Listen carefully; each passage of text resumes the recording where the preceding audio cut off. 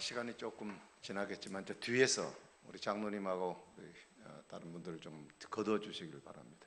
그리고 전도 카드, 대상자 카드를 좀 빨리 속도를 내서 거둬 주시기 바랍니다.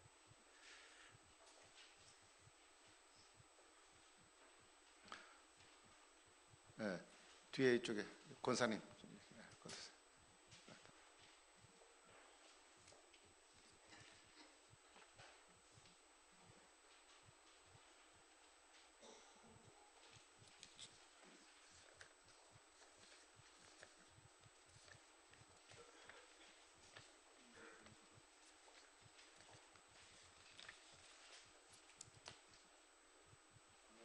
네, 가져오시면 돼요.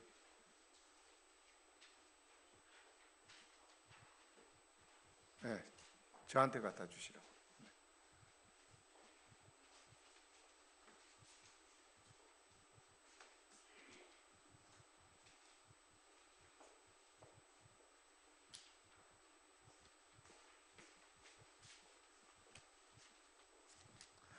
일부 예배 때는 12명 참가를 하셨습니다. 정확한 숫자는 모르겠습니다만 혹시 오늘 안 내신 분들은 또 다음 주라도 꼭 이렇게 제출해서 내주시기를 바라고, 여기서도 혹시 나는 안 하겠다 하고 빠져나가실 분들이 계시면 한 또 6개월 동안 속이 안 편할 거예요. 하긴 해야 되는데 어떡하나. 그래서 제가 숙제를 드립니다. 하나는 돈 얘기해서 죄송합니다. 나는 전도는 못하지만 전도를 위해서 제가 헌금이라 좀 하겠다. 그런 분은 헌금을 하시고, 또 나는 그것도 안 된다 그러신 분은 하나님께 약속이에요. 하루에 예수사랑 축제를 위해서 10분 정도 기도하겠다. 하루에 행사가 있는 동안 그렇게 여러분 작정을 해주시면 여러분도 다 복음을 전하는 일에 동참하는 일로 하나님이 그렇게 인정해 주시리라 그렇게 믿습니다.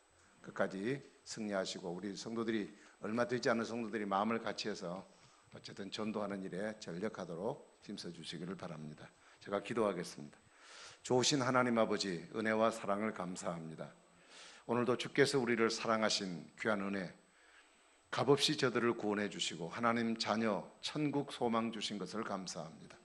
오늘도 이 땅 참 힘들고 어렵지만 주님 의지하고 또 천국 소망하며 살아가는 그 기쁨 중에 오늘의 현실을 이기고 날마다 살아갈 수 있는 힘 주심을 감사합니다. 귀한 은혜 받은 저희들, 이 땅에 하나님의 교회를 세우신 것, 이런 부름받은 성도들이 모인 공동체를 통하여 아직도 세상 바깥에 그리스도를 알지 못하는 여러 된 사람들이 있기에 그들을 향한 하나님의 관심을 우리가 가지고 아버지의 마음으로 전도하려고 4월 28일 날 예수사랑 축제를 정하고, 성도들이 때로는 이것이 억지일지 모르겠지만 우리가 대상들을 써내고 또 함께 기도하기를 원합니다. 하나님 드려진 우리의 이 영혼들, 그리고 한 사람 한 사람을 주님 기억해 주시고 하나님이 예정하여 선택된 하나님 백성들 이번 기회를 통하여 다 구원받고 하나님 앞에 나와 하나님 주시는 참 기쁨의 의미를 되찾고 그들의 삶에 가치 있는 인생을 살아가는 축복이 있도록 역사하여 주옵시고, 이를 위해서 마음을 같이하고 함께 기도하며 또 이들을 찾아 전도하는 일에 힘쓰는 우리 성도들의 발걸음, 그들의 가슴앓이, 하나님을 향한 뜨거운 사랑 하나님께서 잊지 마시고 축복하셔서 주님의 영광이 이들을 통해 충만하게 나타나도록 복 주시옵소서. 감사합니다. 예수님 이름으로 간절히 기도하옵나이다. 아멘. 감사합니다.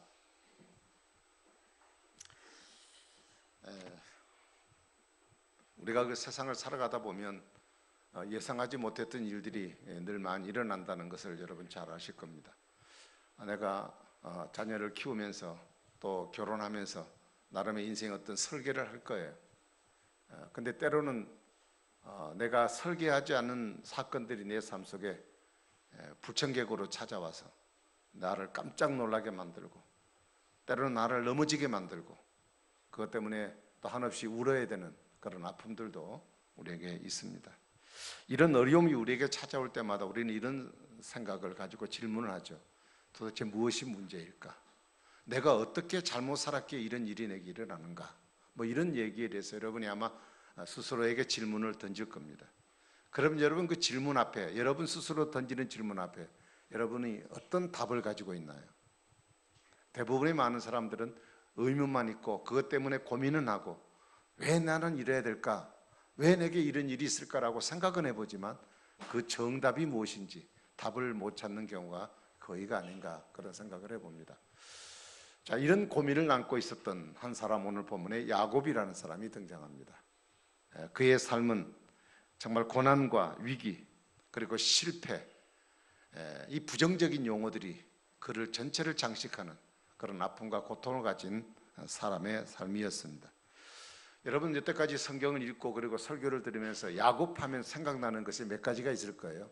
첫 번째는 야곱은 도망 다닌 사람이었습니다. 그가 그 욕심을 채우기 위해서 아버지와 형을 속였어요. 그 일 때문에 형의 분노를 사서 어머니의 또 권유도 있고 그래가지고 멀리 외삼촌으로 좀 피신해서 가서 형이 분노가 삭혀지거든 그때 돌아오라 그렇게 했던 마음으로 출발해서 집을 떠났는데 영 집으로 돌아오지 못하고 다시 집으로 돌아올 때는 20년이 지난 후에 집으로 돌아오는 그런 도망자가 되었습니다. 또 야곱은 고난의 사람입니다. 외삼촌 집 라반의 집에서 20년을 살았잖아요. 아내 때문에 14년을 속고 속아서 살았고, 그리고 뭐 또 재산 때문에 또 속고 살아서 20년을 살았습니다. 외삼촌인 친척인데도 불구하고 이 조카를 두고 그를 이용해 먹었습니다. 그래서 이 야곱은 외삼촌의 속이는 속임수를 알아채지 못하고 20년이란 긴 세월 동안 거의 종처럼 고통 가운데 인생을 살아왔습니다. 그리고 그는 누구보다도 상처가 많은 사람입니다. 그가 20년의 생활을 마치고 집으로 돌아오는 도중에 세겜이라는 곳에 머물고 있다가 머문 것이 7년의 세월이 흘렀습니다. 그런데 그곳에서 12아들을 얻고 한 딸이 있는데 딸 하나가 세겜 청년에게 강간을 당하게 되어집니다. 여러분, 하나밖에 없는 딸이 그런 꼴을 당했다는 사실 앞에, 그리고 눈물을 흘리며 밖에 출입도 안 하고 상처받은 그 딸의 고통을 지켜보는 아버지로서 그 가슴이 정말 피멍이 들었으리라 그렇게 생각합니다. 그런데 그 문제는 거기에 끝나질 않아요. 오빠들이, 여동생이 갑자기, 활발한 여동생이 갑자기 말을 안 하고 방에 방문을 걸어 잠그고 눈물로 시간을 보내는 것을 눈치를 채고 너가 왜 그런 일을 당했느냐, 왜 그러느냐고 자초지종을 계속 캐물으니 그가 고백하는 내용이 자기가 이런 일을 당했다고 얘기를 합니다. 오빠들이 열받았습니다. 화가 났습니다. 그래가지고 그 세겜성에 있는 남자들을 모조리 다 죽여버립니다. 그리고 집을 불사르고, 그리고 물건을 도적질해오고, 하루아침에 자식들이 살인자, 또 강탈자, 뭐 이렇게 방화범 이렇게 되어버린 것입니다. 여러분, 늙음아간 나이에 자식을 키운 부모로서는 자식의 효도를 받고 좀 호강하고 살고 싶은 마음이 있는 건데, 다 키워난 자식들이 자식의 도움받고 살아야 될 입장에 있는 부모로서 자식들이 이렇게 쑥대밭이 되어버린 이 모습 앞에 얼마나 가슴 아프고 힘든 시간들을 그가 보냈는지 모릅니다. 그래서 그는 그것 때문에 그는 다른 곳으로 쫓겨나는 신세가 되었습니다. 이 소문이, 세겜성에 있는 소문이 다른 부족들에게까지 소문이 나버렸어요. 그래서 이 이방인이 들어와 가지고 우리의 지역을 망가뜨리게 만든다고 분노를 해가지고 여러 부족들이 마음을 합쳐가지고 야곱의 일행을 추격을 하게 된 겁니다. 그래서 이 가정이 더 이상 살 수가 없어서 야밤도주하다시피 밖을 튀쳐나와야 되는, 쫓기는 신세가 되었습니다. 여러분, 제가 대충 설명만 드렸습니다만 야곱은 그야말로 파란만장이라는 사자성어에 포함되는 인생이 아니었나 그런 생각을 해봅니다. 그가 바로 왕 앞에서 고백했던 것처럼 내 나그네 세월에 우리 조상들만큼은 살지 못했지만 내가 너무 험악한 세월을 보냈다는 그런 내용이 야곱이 갖고 있는 삶의 전부라고 볼 수가 있습니다. 자, 이런 긴박한 상황 속에 있을 때 오늘 본문에 보면 하나님이 그에게 찾아오셨습니다. 그 찾아오셔서 대뜸하시는 말씀이 베델로 올라가라는 하나님의 말씀입니다. 왜 갑자기 이 고통을 당하고 힘들어 있는 이 야곱에게 와서 베델로 올라가라고 했을까? 베델로 올라가면 모든 문제와 어려움들이 다 해결될 것인가?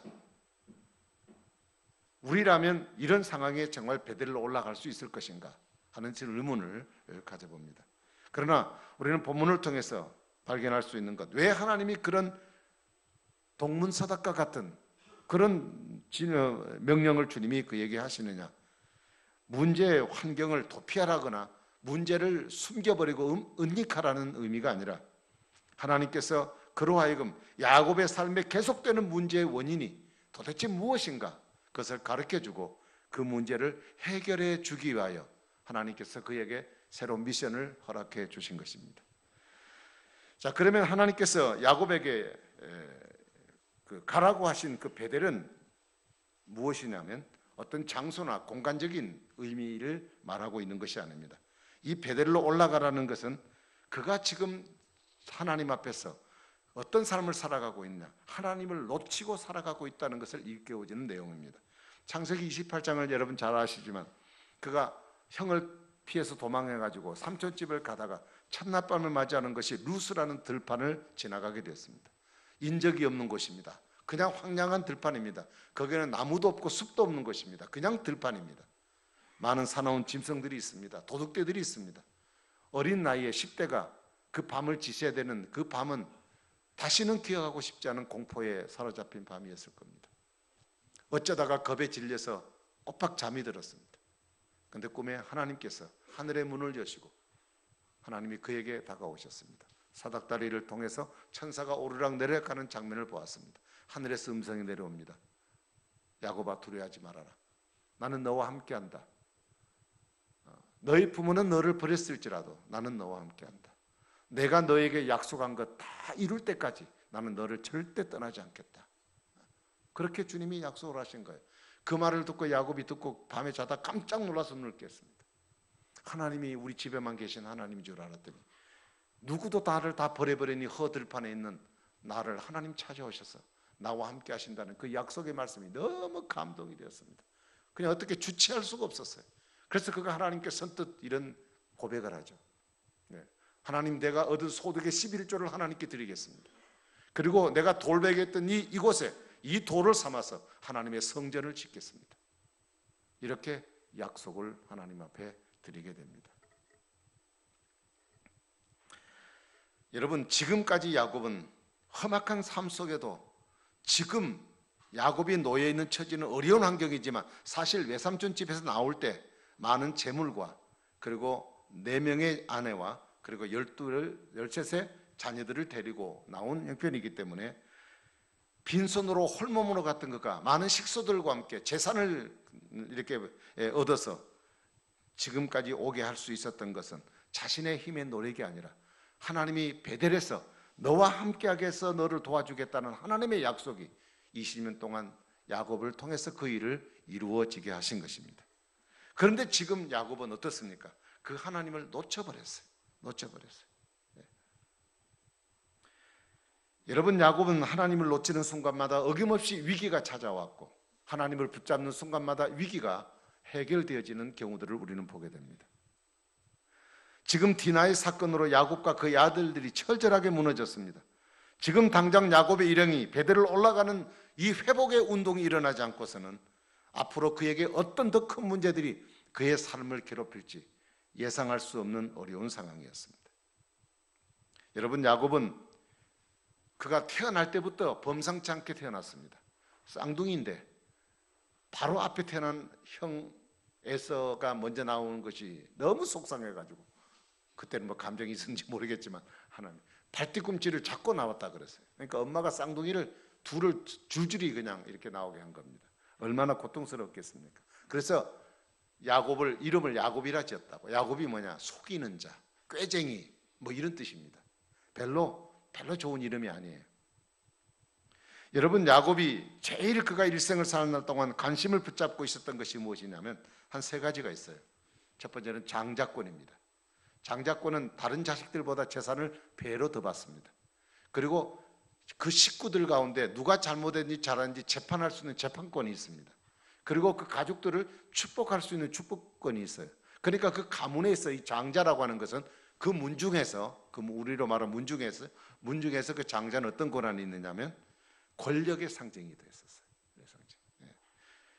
그것이 장자권만 얻으면 자기는 모든 게 다 달 거라고 생각했습니다.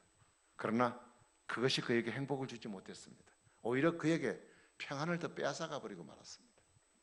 그리고 야곱이 붙잡고 살려고 했던 또 하나는 멋진 여자와 함께 사는 것입니다. 외삼촌 집에 왔습니다. 딸이 둘이 있었습니다. 그 당시는 이 율법이 만들어지지 않은 시대였기 때문에 근친상간이었습니다. 그 가족들과의 관계도 그 결혼을 했던 그런 시대입니다. 둘째 딸이 너무 이쁘게 생겼어요. 그래서 나는 둘째 딸을 내 애인으로 삼고 싶은데 이 첫째 딸이 자꾸 나한테 이렇게 가까이 오는 거예요. 그래가지고 이제 삼촌과 이렇게 빅딜 형식으로 해가지고 자기 노동력을 주고 그리고 자기가 원하는 아내 라헬을 얻겠다고 결국 그것 때문에 14년 동안 고생을 했습니다. 그래서 얻었어요. 그리고 외삼촌이 그냥 할 때 둘째 딸을 두지 않고 첫날 밤 딱 잠자고 일어났더니 큰 딸이 자기 품에 있는 거예요.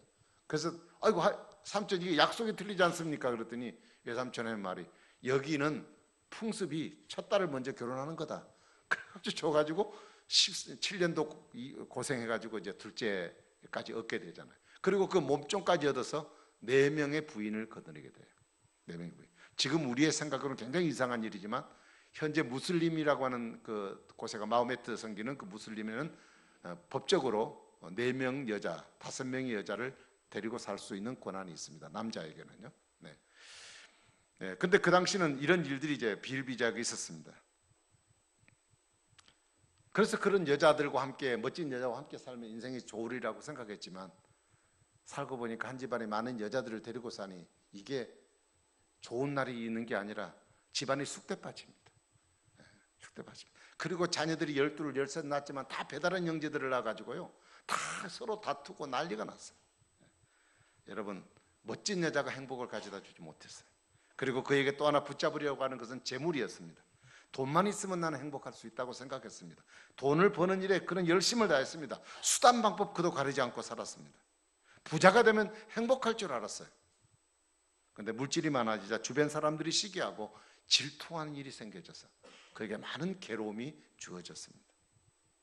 여러분, 이렇게 야곱은 자신이 행복의 가치가 세상에 있는 것 줄 알고 그것을 한 손에 쥐고 살기 위해서 일생을 투자하고 살았지만 결국 그것은 자기에게 인생을 원하는 것대로 가져다 주지 못했다는 얘기입니다. 그래서 하나님께서는 그에게 말합니다. 돌아서라는 얘기예요. 베델로 올라가라는 얘기입니다. 이것을 내가 쟁취하고 살려고 하는 동안, 이것을 내가 누리고 살려고 하는 동안, 행복이 그 가치에 있는 줄 알고 그것을 얻으려고 하는 순간, 두 손을 불끈 쥐고 그것을 옮겨지려고 하는 순간, 나도 모르는 사이에 내가 붙잡고 있던 하나님에 대한 손을 놓아버렸어요. 내 손에는 이것도 저것도 다 쥐어 있지만 실제로 쥐어야 할 하나님은 내 손에 붙잡혀 있지 않았습니다. 20년 전 어떻게 그 하나님을 잊겠습니까? 외롭고 힘들었고 갈 길이 없던 그에게 만나 주셨던 하나님, 음성 들렸던 하나님, 말할 수 없는 위로와 평안을 주셨던 하나님, 그와 함께 하셔서 오늘의 그 삶을 누리게 만들었던 감격의 눈물 흘리는 재단을 쌓으리라고 생각했던 그 하나님, 20년이 지난 지금 얻을 것 다 얻었지만 그에게는 하나님이 없었습니다. 여러분, 엉뚱한 것이 행복을 안겨줄 것이라고 착각하면서 하나님을 뒷전에 두고 권세, 여자, 자식, 재물, 이거를 쥐기에 아둥바둥 인생을 살았습니다. 그러나 그것이 우리를 기다리는 것은, 우리가 기대하는 것이 우리 앞에 나타나지 않는다는 것입니다. 살아온 인생을 되돌릴 수도 없는 것이고 후회할 수도 없는 것이고, 요한복음 15장 4절은 이렇게 비유를 하죠. 우리를 포도나무 가지라고 말하고 예수님을 포도나무라고 합니다. 가지가 열매를 맞이 맺는 방법을 얘기하였기를 가지는 포도나무에 붙어 있어야 된다. 15장 4절에 그렇게 말합니다. 성도는 예수님이라는 포도나무에 탈싹 붙어 있어야 됩니다. 가지가 아무리 빛깔이 나고 멋있는 가지를 할지라도 원나무에 붙어 있지 않으면 생명력이 없어요. 이렇게 봄날에 화려한 꽃을 필 수가 없어요. 열매를 맺을 수가 없다는 얘기예요. 주님과 함께 하지 않으면, 주님이 붙들고 살아가지 않으면, 내 인생 스스로 세상 것을 의지하고 살아가면 우리는 불에 타버리는 쓸모없는 가지처럼 버려진 존재가 될 수밖에 없어요. 그러므로 여러분, 우리에게 진정한 회복은 뭐냐? 하나님을 붙잡는 것입니다. 네. 야곱은 사랑하는 딸 디나가 강간 사건의 사건을 통해서 이 사실을 깨달았습니다. 왜 하나님이 우리를 베델로 올라가라고 하는지, 경황 없는 상황 가운데 왜 하나님이 엉뚱한 얘기를 하는 것 같은 얘기를 하는 것이 왜 그런지 그 당시는 몰랐는데 이 어려운 사건을 통하여 그는 깨닫게 되었습니다. 그래서 그가 이 베델에 도착해서, 그 베델에 도착해서 오늘 읽지 않았습니다만 7절에 그곳 이름을 다시 계명해 부르기를 엘 베델이라고 붙였습니다. 엘이라고 하는 말은 엘로힘, 하나님이란 뜻입니다. 베델, 하나님의 베델, 하나님의 집, 하나님의 베델, 이런 뜻입니다. 그는 베델이라는 어떤 장소에 도착했다는 의미가 아니라 베델의 하나님을 회복했다는 뜻입니다. 하나님을 다시 붙잡았다는 거예요. 여러분, 엘베델이라고 하는 것은 회복뿐 아니라 하나님을 의지하고 하나님을 붙들게 될 때 우리의 삶 속에 새로운 부흥의 역사가 일어나게 되는 비결인 줄로 믿습니다. 사랑하는 여러분, 오늘도 저와 여러분의 삶을 돌아보면서 우리의 삶 가운데 떠나지 못하고 머뭇거리고 있는 곳이 어디인가를 살펴보시길 바라요. 더 이상 머물면 안 되기에 크고 작은 문제들이 계속 일어나는데도 불구하고 우리는 쉽사리 그 자리를 떠나지 못하고 있어요. 그 불신의 자리, 하나님을 붙잡지 못하고 있는 그 자리를 떠나지 못하고 있다고요. 그 이유가 뭡니까? 그것이 우리 눈에 보일 때 물된 농산같이 보여요. 룻이 아브람과 서로 재산을 나누게 될 때, 땅을 분배하게 될 때, 롯이죠. 롯은 그때 소돔 고모라를 바라보게 되었습니다. 그때는 멸망하기 전이었습니다. 그것을 그가 쳐다볼 때 어떻게 보이느냐? 물된 동산 같다 그랬어요. 물된 동산이라는 것은 에덴 동산과 같다는 뜻입니다. 지금까지 고생하고 살아왔는데 내가 조금만 좀 보태면 대박이 날 것 같은 환상이 그들을 싹 감싼 거예요. 내가 여기까지 왔는데 하는 미련과 아쉬움이 앞으로 나아가야 될 우리의 발목을 붙잡고 있기 때문에 그러는 것이에요.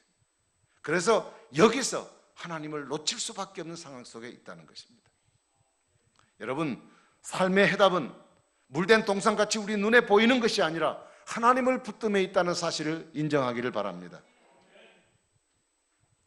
하나님을 놓아버리는 순간 아무리 내 주변 환경이 물된 동산같이 우리에게 주어졌을지라도 그것을 고집하고 있는 동안 우리들의 문제는 계속 일어날 수밖에 없습니다.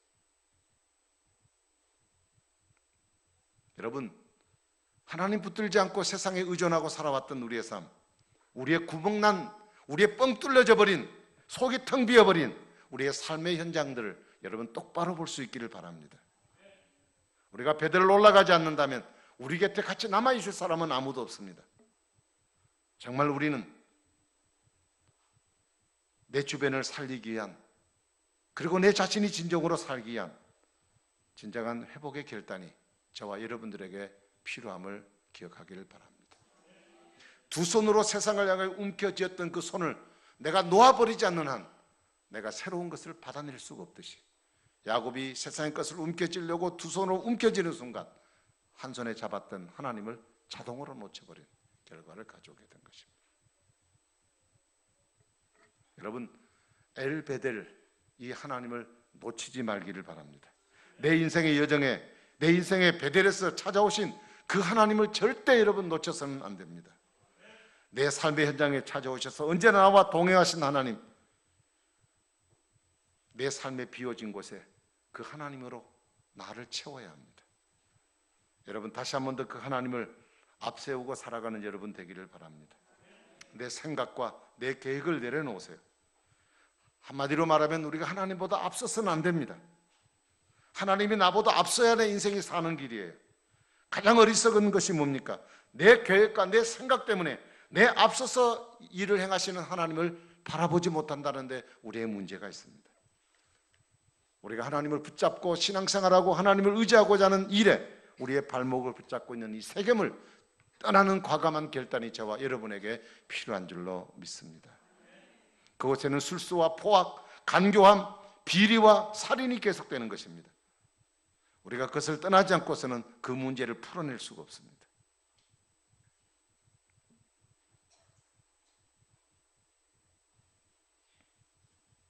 말씀을 맺겠습니다. 우리의 가장 큰 축복은 무엇인가? 물을 떠난 물고기는 살 수가 없듯이 우리는 하나님 붙들지 않고는 살아갈 수가 없습니다. 우리가 주님 안에 호흡할 때 그것이 가장 행복한 일임을 여러분 기억하기를 바랍니다. 저나 여러분은 삶의 뿌리를 어디다 두고 있습니까? 삶의 근거를 어디 두고 있습니까?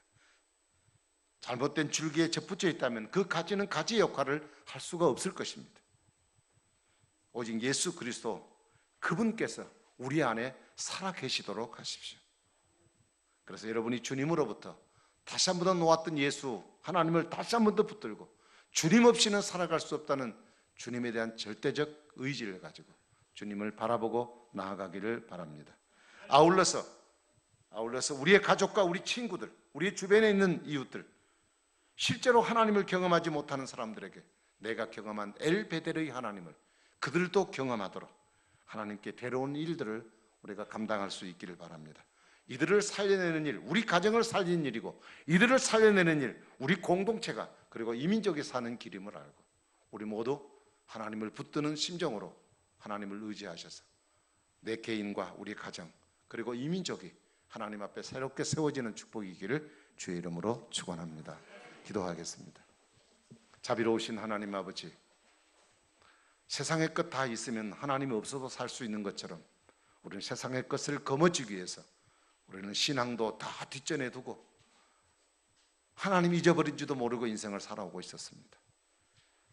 야곱이 드디어 세겜이라고 하는 곳에 그 가정에 문제가 터지기 시작하면서부터 왜 이 문제가 생겼는지 하나님이 그 이유를 가르쳐 주었습니다. 하나님, 오늘도 우리 인생을 살아가면서 우리의 삶을 바라보면서 야곱 같은 인생을 우리가 살아가고 있지 않은지 한번 돌아보고, 혹시라도 우리가 하나님을 놓쳐버린 부분이 있다면 우리가 우리의 곳을 하나님을 붙잡는 일에 전심을 다하게 하시고, 세상의 것 때문에 하나님을 놓치는 어리석음이 우리에게 없게 하여 주시옵소서. 주님과 함께하고 주님을 앞세우고 주님과 더불어 살아감으로 우리 인생을 책임져 주시고 붙들어 주신 그 주님을 통하여 하나님 주시는 풍성함을 누리고 살아가는 참된 회복과 부흥이 우리 개인과 우리의 가정과 이 민족과 우리 교회에 임하도록 축복하여 주시옵소서. 예수님 이름으로 간절히 기도하옵나이다. 아멘. 우리 찬송 하나님께 드리겠습니다. 찬송 368장입니다.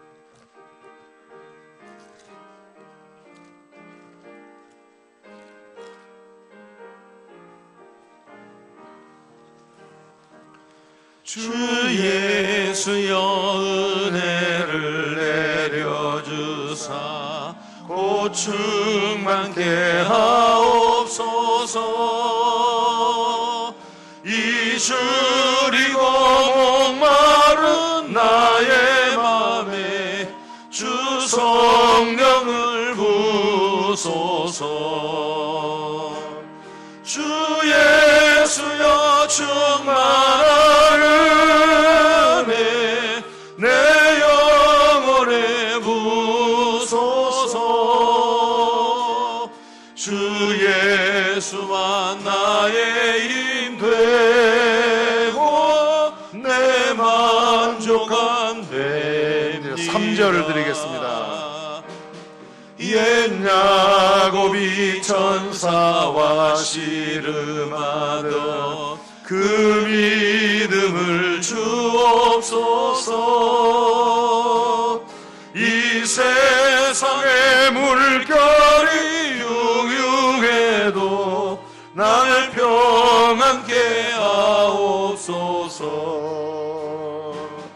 주 예수여 충만한 은혜 내 영혼에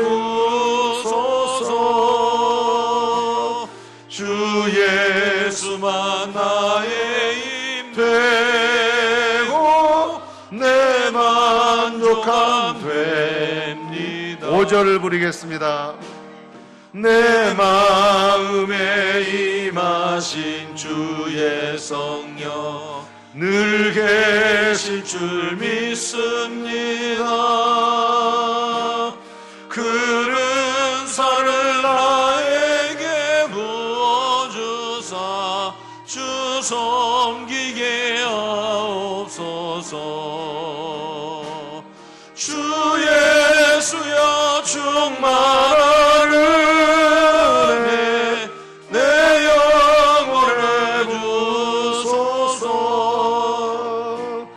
주 예수만 나의 힘 되고 내 만족함 됩니다. 아멘. 하나님 감사합니다. 하나님이 허락하신 우리의 삶, 하나님께 주신 소중한 부분으로 알고 우리의 주신 건강과 우리의 활동의 영역 속에서 열심히 일하고 열심히 수고하다가 오늘도 주님 앞에 나와 예배하며 귀한 물질을 구별해 하나님 주신 축복으로 알고 감사의 예물을 드립니다. 하나님 아버지 손길에 복 주시고 하나님의 약속하신 축복이 우리 성들의 발걸음과 손길이 닿는 곳마다 역사가 나타나도록 도와주시옵소서. 우리가 어렵고 힘든 세상 살아가도 늘 나와 함께 하시는 주님을 의지하고 주님 붙들어 살아가므로 우리의 현장 속에 주님이 함께 하시는 은혜를 날마다 경험하고 감사하며 살아가는 우리 성도들의 행복한 일생들이 되도록 주님 축복하여 주시옵소서. 오늘도 하나님 교회를 사랑함으로, 성도들을 사랑함으로 섬기고 봉사하는 모든 분들의 손길들, 주님 그들의 수고를 기억하여 주시옵소서. 병으로 고생하는 분들을 찾아가 주시고 위로와 평강과 건강을 주시며, 해외에 거주하는 형제들에게 은혜를 베푸시고 우리와 함께 해주시며, 또한 자라는 다음 세대들을 축복하시고 이들이 참되신 가치인 예수 그리스도를 발견하여 그분 앞에 참으로 올바르게 자라 이 시대를 이끌어가는 건강한 다음 세가 되도록 주님 축복하여 주시옵소서. 감사합니다. 예수님 이름으로 간절히 기도하옵나이다. 아멘. 우리 다 같이 일어나셔서 마지막 찬양을 드리겠습니다. 1절 한 번만 부르겠습니다. 갈릴리 마을 그 숲속에서 주님 그 열한 제자 다시 만나시사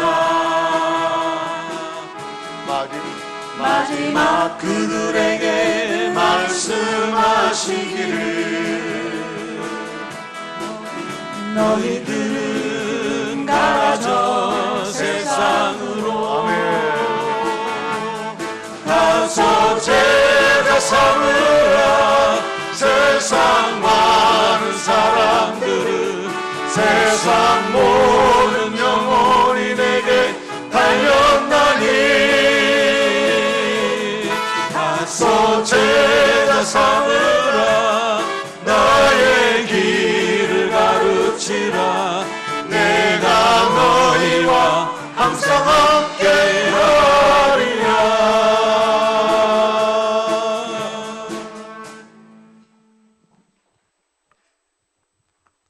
자기 백성들을 끝까지 잊지 아니하시고